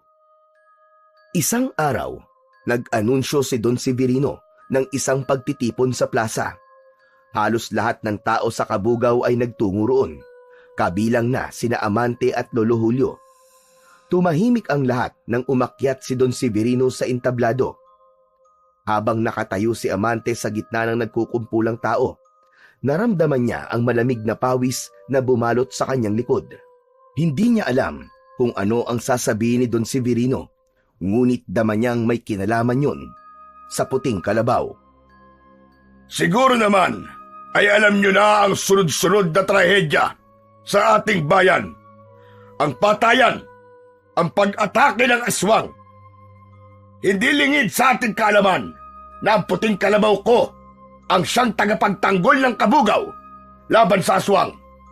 Subalit, mula nang mawala ang aking puting kalabaw, nagsimula na ang dilubyo. Ramdam ni Amante ang bigat ng bawat salita ni Don Severino. Parang sinasaksak ng patalim ang kanyang dibdib sa bawat salitang sinasabi nito. Uulitin ko, ang ugat ng problemang ito ay ang pagkawala ng aking puting kalabaw. Alam kong may nagnakaw nun. At hanggang hindi na ibabalik sa akin ang aking kalabaw, magpapatuloy ang pagkamatay ng mga tao dito dahil sa aswang. Nagkatinginan ang mga tao. Nagkaroon ng bulong-bulungan sa gitna ng plaza. Ang ilan ay nagtanong kung sino ba ang maaaring gumawa nun. Si Amante naman ay hindi mapakali. Halos hindi na siya makahinga. Kaya't nagdesisyon ako, mga kasama. Ang sino mang makapagbibigay ng impormasyon sa kinaroroonan ng puting kalabaw o makapagpabalik dito sa akin ay tatanggap ng 1,000,000 piso. Huminto ang mundo ni Amante nang marinig yun. Ang mga tao sa paligid niya ay nagkagulo na at halatang interesado sa inaalok na pabuya. Ang ilan ay nag-usap-usap at mas lalo pang bumigat ang pakiramdam ni Amante sa sumunod na sinabi ni Don Severino. At kung sino man ang may kagagawan ng pagnanakaw sa akin puting kalabaw, siya ang may pinakamalaking kasalanan sa mga nangyayari ngayon. Siya ang dapat sisihin sa lahat ng kamatayan na nangyayari dito sa buong Kabugao. Nanginginig ang mga kamay ni Amante habang maigpit niyang hinahawakan ang braso ni Lolo Julio. Pakiramdam niya, siya ang pinatatamaan ni Don Severino. Hindi niya alam kung paano itatago ang takot sa kanyang muka. Tara na, Lolo. Umuwi na po tayo. Sandali lang, Amante. Baka may iba pang sasabihin si Don Severino. Wala na po tayong dapat marinig. Tara na, Lo. Hindi na hinintay ni Amante ang sagot ni Lolo Julio. Mahigpit niyang hinila ang braso ng kanyang lolo at mabilis silang umalis mula sa plaza. Habang naglalakad sila pabalik sa kanilang bahay, hindi mapigilan ni Amante ang kaba. Pakiramdam niya, sinusundan siya ng mga tingin ng mga tao na parang alam na ng mga ito na siya ang nagnakaw sa puting kalabaw. Pagdating ni Amante at Lolo Julio sa kanilang bahay, ay pareha silang tahimik. Umupo si Lolo Julio sa bangko at napabuntong hininga. Lolo, mukhang galit na galit po si Don Severino kanina. Aba, sino ba naman ang hindi magagalit, Apo, kung nawalan ka ng alaga na mahalaga pala rito sa Kabugao? Pero Amante, sa palagay mo ba, totoo yung sinasabi niya na ang kalabaw ang pumipigil sa aswang? Ewan ko po, Lo. Hindi ko pa rin po alam eh. Pinilot ni Lolo Julio ang kanyang sintido at napakunot ang noo nito. Amante, bumili ka nga saglit ng gamot sa sakit ng ulo. Abe, biglang sumakit ang ulo ko sa lahat ng nangyari. Kumuha si Amante ng pera sa mesa at mabilis na lumabas. Habang naglalakad papunta sa tindahan, ramdam pa rin niya ang kaba mula sa mga binitiwang salita ni Don Severino. Matagal niyang pinilit iwaksi sa isip ang takot. Ngunit pabalik-balik yun sa tuwing naaalala niya ang pabuya na sinabi ni Don Severino. Sigurado siya na marami ang mag-uunahan para mahanap ang puting kalabaw. Matapos niyang makabili ng gamot, ay agad siyang bumalik sa kanilang bahay. Nagtaka siya dahil pagpasok niya ay wala sa loob si Lolo Julio. Tinawag niya ito ngunit walang sumagot. Lumabas siya ng bahay upang hanapin ito. Nagtungo siya sa likod ng bahay at doon niya napansin na bahagyang nakabukas ang pinto ng kulungan ng baboy. Kinakabahang lumapit doon si Amante at nakita niya si Lolo Julio na lumabas mula roon. Natigilan si Amante nang tumingin ang kanyang lolo sa kanya. Bakas ang galit at pagtataka sa mukha nito. Malalaki ang mga hakbang na lumapit si Lolo Julio kay Amante. Amante, anong ginagawa ng puting kalabaw sa kulungan ng baboy? Nanlamig ang katawan ni Amante. Hindi siya kagad nakapagsalita. Amante, sagutin mo ko. Yan ba ang puting kalabaw ni Don Severino? Nanatiling tikom ang bibig ni Amante at hindi siya makatingin ng diretso sa kanyang lolo. Sumagot ka! Ikaw ba ang nagnakaw sa puting kalabaw ni Don Severino? Lo, magpapaliwanag po ko. Kailangan mo talaga magpaliwanag, Amante! Dahil kung totoo ang sinasabi ni Don Severino, ikaw pala ang dahilan ng lahat ng dilubyo dito sa Kabugaw! Huminga siya ng malalim bago nag-angat ng tingin sa kanyang lolo. Oo, lolo. Ako nga po ang kumuha ng puting kalabaw ni Don Severino. Puti po ang pangalan ng kalabaw na yan. Alam ko pong mali ang ginawa ko. Pero lolo, ginagamit lang po ni Don Severino ang kalabaw na si Puti para sa kasamaan at kasakiman niya. May kapangyarihan po si Puti at ang mutya mula sa sungay niya na magbigay ng swerte sa kung sino man ang magmamayari sa kanila. Yung po ang dahilan, lolo. Kung bakit po tayo nanalo sa loto. Kung totoo man ang sinasabi mo, Amante, mas lalo tayong may responsibilidad na ibalik ang kalabaw kay Don Severino. Hindi ko kayang makita na namamatay ang mga tao dito sa Kabugaw dahil lang sa swerte na natatanggap natin. Lolo, iniisip ko rin po yun. Pero sa palagay ko po, hindi totoo ang sinasabi ni Don Severino. Nagsisinungaling po siya. Ginagamit niya lang po ang takot ng mga tao para maibalik po si Puti sa kanya. Kung babalik po si Puti sa kanya, mas lalo lang siyang yayaman. Mas lalo lang po siya magkakaroon ng kapangyarihan na abusuhin ang mga tao. Lalo na po mga trabahador niya sa asyenda. Hindi po ako papayag na mangyari yun uli. Hindi agad sumagot si Lolo Julio. Nakatingin ito kay Amante, pero hindi niya nabasa kung ano ang iniisip nito. Lo, nakikiusap po ako sa inyo. Huwag niyo pong ibalik si Puti kay Don Severino. Gagawa po ako ng paraan para mahinto ang pagsalakay ng mga aswang sa lugar natin. Pangako po, Lo. Hindi ko po kayo bibiguin. Nanatili pa ring tahimik si Lolo Julio. Pero ang malamlam nitong tingin ay nagbigay kay Amante ng pakiramdam na malaki ang pagkadismaya nito sa kanya. Hindi na nagsalita ulit si Lolo Julio at tumalikod ito at pumasok na sa kanilang bahay. Pinuntahan ni Amante si Puti sa kulungan nito at naluluha niyang hinaplos ang ibabaw ng ulo ng puting kalabaw. Puti, sabihin mo nga ako, tama ba ang ginagawa ko? Kaya ko bang iligtas ang lahat? Tahimik lang si Puti, pero sa pakiramdam ni Amante ay sinasabi ni Puti na tama lang na wag niya itong ibalik kay Don Severino. Sa kabila ng mabigat na sitwasyon, hinanda ni Amante ang sarili sa darating na mga araw. Alam niyang mahirap ang magiging laban, pero kailangan niyang panindigan ang kanyang mga desisyon. Simula nang malaman ni Lolo Julio ang ginawa ni Amante, naging malamig ang pakikitungo nito sa kanya. Hindi na ito madalas makipag-usap at kung magkausap man sila ay palaging maikli at puno ng bigat ang bawat sagot ng matanda. Ramdam ni Amante ang lungkot at pagkadismaya ng kanyang lolo. Ngunit tinanggap niya yon ng buong puso. Alam niyang mahirap para sa kanyang lolo na maunawaan ang mga desisyong ginawa niya, lalo na't maraming buhay ang nawawala. Sa kabila ng tensyon sa kanilang tahanan, ipinagpatuloy ni Amante at Lolo Julio ang pagtulong sa mga tao. Isang araw, nagdala sila ng mga sako ng grocery sa plaza upang ipamahagi sa mga residente ng Kabugaw.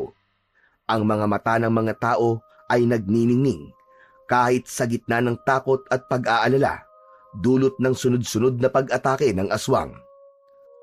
Sa mga sandaling yon, kahit paano ay nakaramdam si Amante ng konting ginhawa. Alam niyang hindi kayang burahin ng kanilang tulong ang takot ng mga tao. Ngunit umaasa siyang makakapagbigay yon ng konting liwanag sa madilim nilang kalagayan. Ngunit habang namimigay sina Amante ng groceries sa mga tao, nakita niya ang kotse ni Don Severino na nakahinto sa labas ng plaza.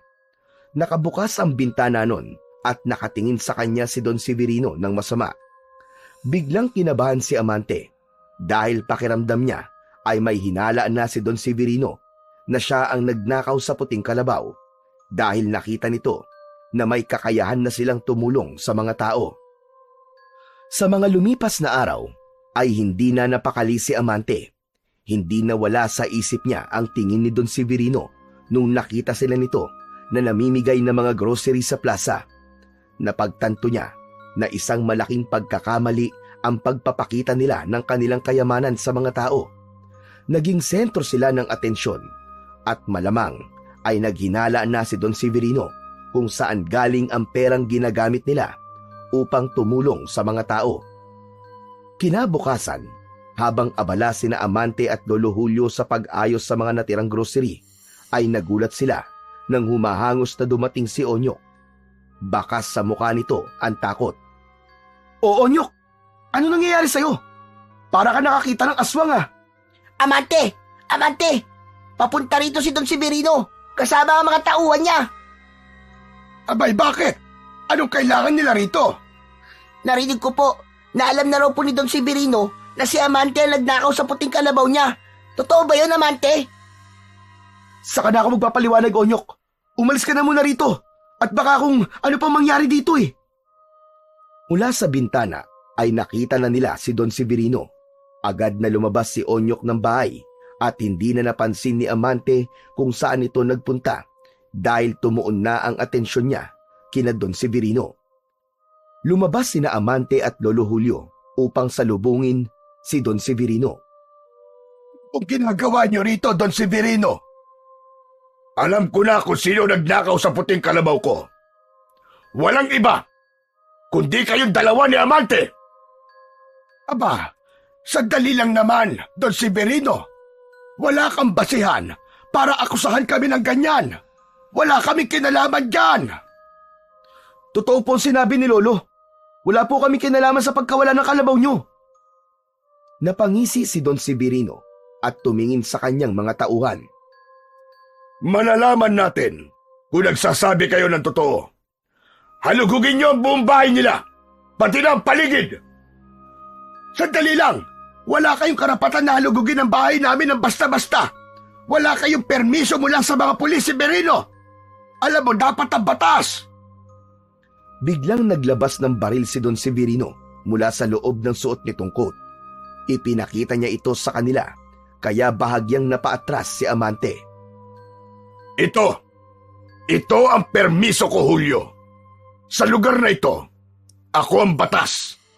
Ngayon, tumabi kayo at hayaan ang mga tao ko na gawin ang dapat nilang gawin. Lolo, hayaan na po natin sila. Huwag na tayong lumaban. Unang pinasok ng mga tauhan ni Don Severino ang bahay. Sinuyod ng mga ito ang bawat sulok, ang mga aparador, ilalim ng kama, at kahit ang mga lumang baul na wala namang laman kundi mga damit at gamit na hindi ginagamit. Alam ni Amante na hindi lang ang puting kalabaw ang hinahanap ng mga ito, kundi maging ang mutya na nasa bulsa ng kanyang shorts. Habang nagkakagulo sa loob, nakatayo lang sina Amante at Lolo Julio sa labas ng bahay. Matapos ang ilang minuto, lumabas ang mga tauhan ni Don Severino at tumungo sa likod ng bahay. Doon na mas lalong lumakas ang kaba ni Amante dahil alam niyang makikita na ni Don Severino si Puti. Habang papalapit si Don Severino sa kulungan ng baboy, tila bumagal ang oras para kay Amante. Sa bawat hakbang nito, Pakiramdam ni Amante ay unti-unting nawawala ang kanyang pag-asa. Nang tumigil ito sa tapat ng kulungan, saglit itong tumingin kay Amante bago pumasok. Nang pumasok doon si Don Severino, ay napahawak ng mahigpit si Amante sa braso ni Lolo Julio. Ngunit laking gulat ni Amante nang lumabas si Don Severino habang bakas ang pagkadismaya sa mukha nito. Wala rito! Wala rito ang puting kalabaw! Malalaki ang mga akbang na lumapit si Don Severino kay Amante at tinignan niya ito ng pailalim. Alam kong ikaw ang nagnakaw sa puting kalabaw ko. Yung perang meron kayo ngayon, alam kong isa yung senyales na nasa inyo si Puti at ang mutya. Ito ang tandaan mo. Hindi ako titigil hanggat hindi ko nakukuha ang pagmamay-ari ko. Matapos yun, tumalikod na si Don Severino at ang mga tauhan nito. Naiwan sina Amante at Lolo Julio na takot na takot. Nang makalayo na sina Don Severino, agad na nagtungo sina Amante at Lolo Julio sa kulungan ng baboy. Nagimbal sila nang malaman na wala roon si Puti.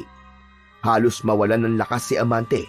Hindi niya alam kung paanong nawala ron ang puting kalabaw. Nagulat na lang sila nang may marinig silang kaluskos mula sa makapal na talahiban sa likod ng bahay. Agad silang napatingin doon at mula sa makapal na talahiban ay lumabas si Onyok habang hila ang lubid na nakatali kay Puti. Mabilis na lumapit si Amante sa kanyang kaibigan.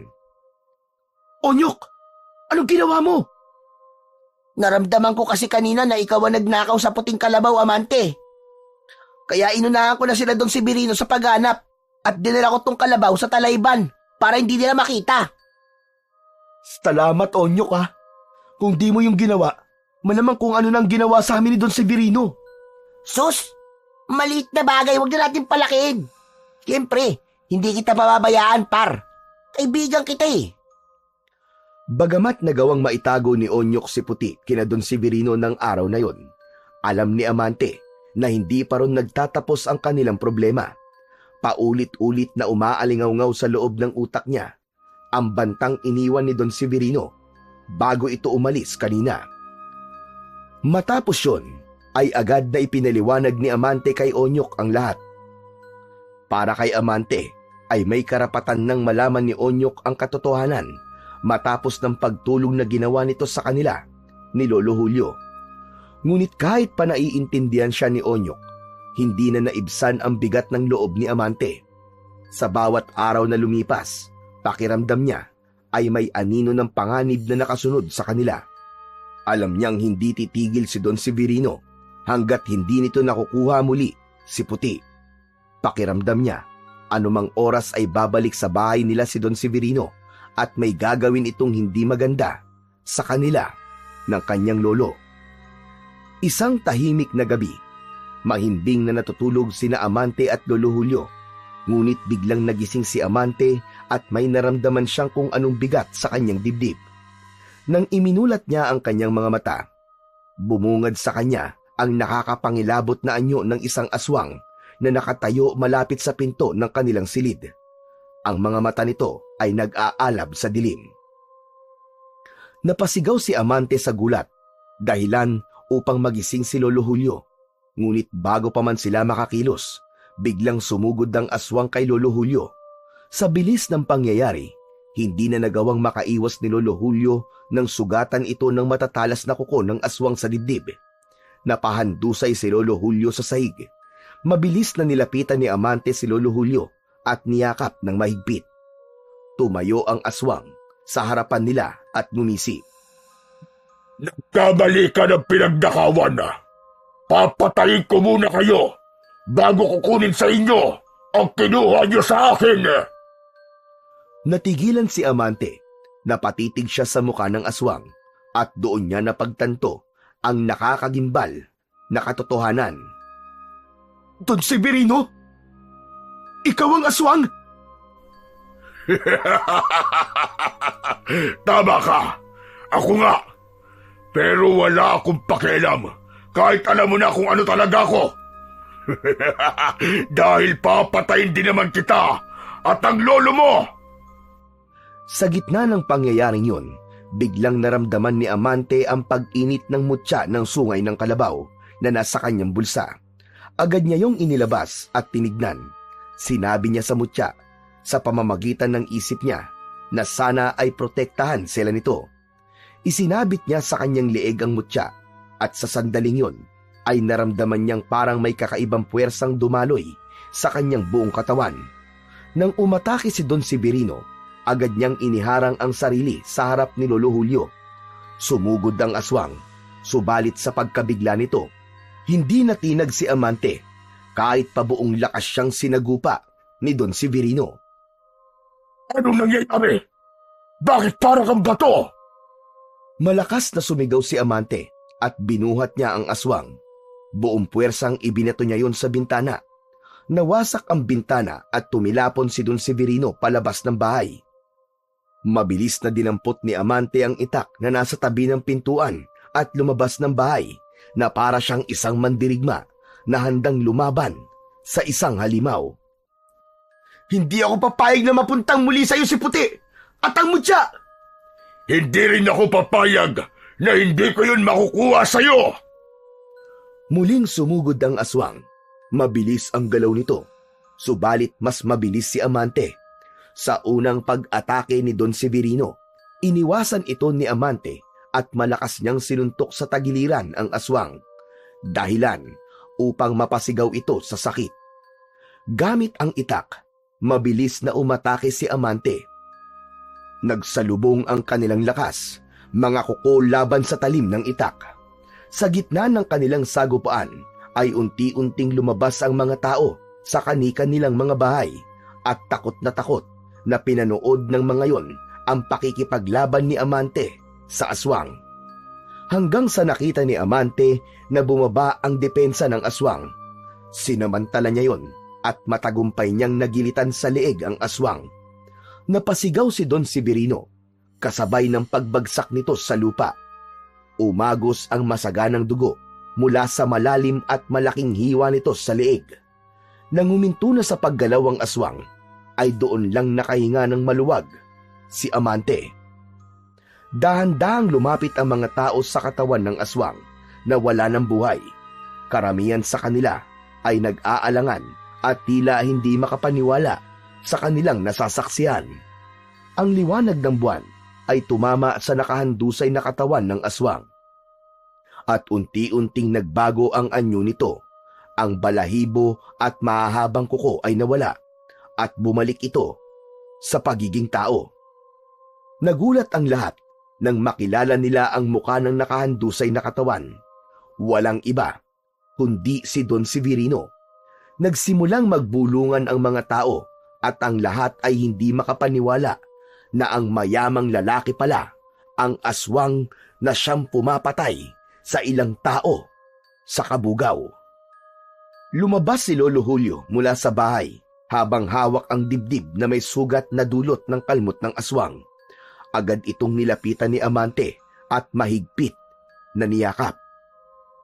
Lolo, kailangan ka madala kagad sa ospital. Ayos lang ako, Amante. Ayos lang ako. Huwag kang mag-alala.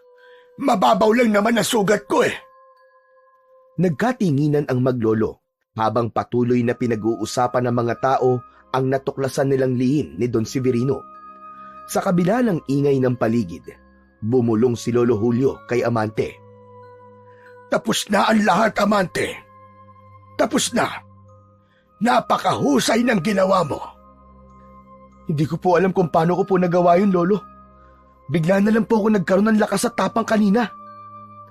Matapos magsalita, ay napansin ni Amante ang mutya ng sungay ng kalabaw na nakasabit pa rin sa kanyang leeg. Kinuha niya yon at tinignan ng mabuti. Sa pagkakataon na yon, ay naisip niya na baka ang mutya ang dahilan kung bakit napagtagumpayan niya ang laban niya kay Don Severino. Mabilis na kumalat sa buong Kabugaw ang balitang napatay na ang aswang at natuklasan na ng lahat na si Don Severino ang nasa likod ng lahat ng mga kasamaan at pagpatay ng mga tao. Bukod doon, naging laman din si Amante ng usap-usapan dahil sa kanyang kabayanihan. Marami ang humanga sa tapang na ipinakita niya. Ang ilang residente ay dumalaw pa sa bahay ni na Amante upang magpasalamat at magbigay ng kanilang respeto kay Lolo Julio at kay Amante. Isang gabi, pumunta si Amante sa likod ng bahay upang dalawin ang puting kalabaw na si Puti. Dahan-dahan niyang binuksan ang pinto ng kulungan at nakita niya nga si Puti na nakahiga at tila kalmado. Habang nag-iisip ng sasabihin, biglang may narinig siyang boses sa kanyang isip. Masaya ako, Amante. Natuldukan mo na ang kasamaan ni Don Severino. Binabati kita sa iyong tagumpay. Nagulat si Amante, ngunit agad siyang napangiti at mabilis na nilapitan si Puti upang bigyan ito ng mahigpit na yakap. Puti, nagsasalita ka na ulit. Sobrang saya ko na marinig ko muli ang boses mo. Pinili kong manahimik sa mga nakalipas na araw, Amante. Nais kong ikaw mismo ang tumuklas ng solusyon sa problemang hinarap mo. Hindi ko nais na umasa ka lamang sa akin. Alam kong kaya mong malampasan lahat sa sarili mong lakas at pag-iisip. Kumalas si Amante sa pagkakayakap kay Puti at hinawakan niya ang mutya ng sungay ng kalabaw na nakasabit pa rin sa kanyang leeg. Maraming salamat talaga sa iyo, Puti. Pero hanggang ngayon, nagtataka pa rin ako kung paano ko nagawa ang lahat ng yun. Paano ako nagkaroon ng lakas upang talunin si Don Severino? Ang mutya ay hindi lamang nagbibigay ng swerte, Amante. Isa itong mabisang sandata laban sa mga kampo ng kadiliman gaya ng mga aswang. Bibigyan ka nito ng lakas at tibay na kagaya ng sa kalabaw. Ngunit tandaan mo, hindi basta-basta napapagana ang kapangyarihan nito. Tanging ang karapat-dapat lamang ang makakakuha ng lakas mula rito. Kaya sigurado ko, Amante, na ikaw ang karapat-dapat na magmay-ari nito. Maraming salamat talaga, Puti. Dahil sa'yo, natapos ko ang kasamaan ni Don Severino. Ako ang dapat magpasalamat sa iyo, Amante. Kung hindi mo ko ninakaw noon kay Don Severino, malamang ay ginagamit niya pa rin ako sa kasakiman niya. Sa gabing iyon, muling naramdaman ni Amante ang koneksyon nila ni Puti. Hindi lamang bilang alaga at tagapangalaga, kundi bilang magkaibigan na pinagtagpo ng kapalaran upang labanan at wakasan ang kasamaan. Sa paglipas ng mga buwan, tuluyang nagbago ang takbo ng buhay ni na Amante at Lolo Julio. Matapos ang nakakatakot na bangungot na dulot ng aswang na si Don Severino, unti-unti nilang binuo ang bagong yugto ng kanilang buhay. Ang bahay na minsang halos magibana sa kalumaan ay napalitan ng bago at mas matibay na tahanan. Hindi rin nakalimutan ni Amante ang kalagayan ni Puti. Ang kulungan nito na dating maliit at masikip ay napalitan ng isang malaki at maayos na bahay. Para kay Amante, si Puti ay hindi lamang alaga, kundi isang kaibigan at gabay na naging bahagi na ng kanilang buhay at tagumpay. Hindi rin nagkulang sina Amante at Lolo Julio sa pagbabahagi ng kanilang tagumpay sa iba. Bumili sila ng malawak na lupain sa Kabugaw at ginawa itong taniman ng gulay at palaisdaan. Karamihan ng kinuha nilang trabahador ay mga kababayan din nila upang mas matulungan nila ang mga ito ng mas mahabang panahon sa pamamagitan ng pagbibigay ng trabaho. Naging katuwang nila si Onyok sa pamamahala ng taniman at palaisdaan. Binigyan din nila si Onyok ng pera at pinagpatayo ng bahay at isang maliit na tindahan para sa kanyang nanay. Doon napatunayan nila Amante at Onyok na sa kabila ng pagiging magnanakaw nila noon, napatunayan nila na kaya pa rin nilang magbago at maging kapaki-pakinabang. Naging malinaw kay Amante na ang bawat pagsubok ay may layuning hubugin ang pagkatao ng isang tao upang mas mapabuti ito. Hindi mahalaga kung gaano kabigat ang dinadaan ng hirap Ang mahalaga ay ang pagkakaroon ng tapang, pananampalataya at pagpapakumbaba. Sa huli, napagtanto ni Amante na ang kanyang tagumpay ay hindi lamang dahil sa mutya at kay puti, kundi dahil sa kanyang determinasyon, pagmamahal at malasakit para sa iba.